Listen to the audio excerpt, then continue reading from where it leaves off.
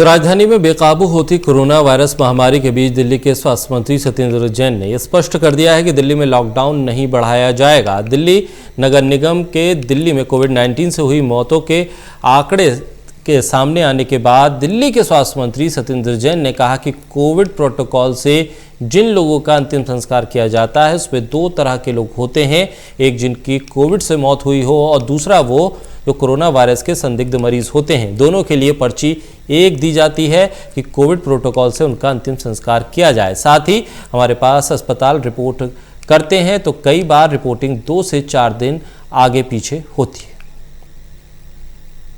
और 12,731 लोग ठीक हो चुके हैं।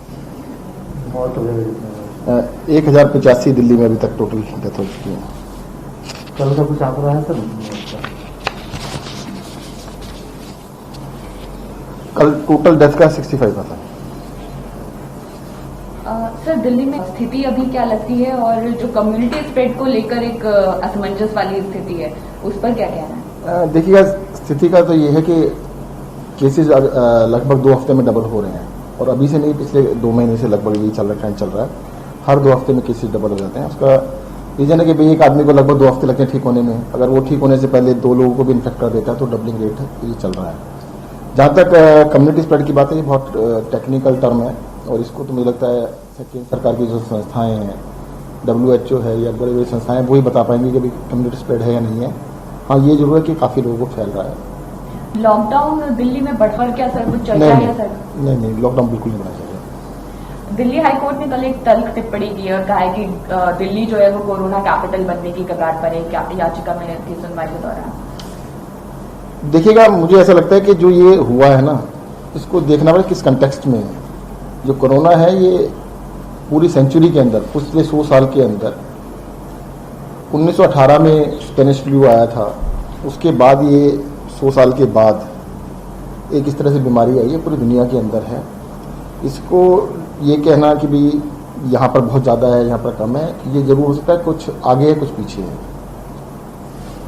कुछ देशों में पहले हुआ तो वहाँ पे अब स्लो डाउन हो गया है, कम होना स्टार्ट हो गया है, जिसमें बाद में वो उसमें फास्ट हो रहा है। तो ये थोड़ा आगे पीछे की बात है और ये फैल बहुत तेज़ी से रहा है। और स्पेनिश फ्लू भी एक कोरोना वायरस था उस टाइम पर भी, और ये भी कोरोना वायरस है, जिसे नोवेल कोरोना वायरस कोविड-19 का नाम दिया गया है। इसकी बस यही डेंजरस है कि ये फैलता बहुत ज़्यादा है, बहुत तेज़ी से फैलता है, बहुत जल्दी फैलता है। MCD ने जितने आंकड़े जारी किए हैं उससे तकरीबन 2 गुना मौत हो चुकी है। देखिएगा, मैं आपको फिर से बता देता हूँ। मैंने सुना था, वो बता रहे थे कि भाई पर्ची आती है कोविड की। कोविड प्रोटोकॉल से जिनका संस्कार किया जाता है उसमें 2 तरह के लोग होते हैं। एक होते हैं जिनकी कोविड से डेथ हुई है, दूसरे होते हैं जिसको किसी भी तरह का शक होता है, सस्पेक्ट होता है। पर्ची एक ही जाती है कि कोविड प्रोटोकॉल से उनका संस्कार किया जाए।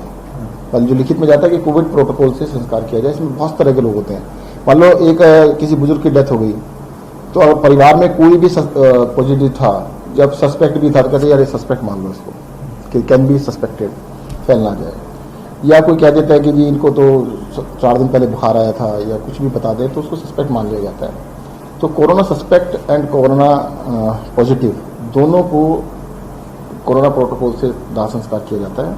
और साथ ही साथ जो रिपोर्टिंग है, हमारे पास रिपोर्टिंग हॉस्पिटल्स करते हैं सारे, तो कई बार हॉस्पिटल की रिपोर्टिंग 2, 3, 4 दिन आगे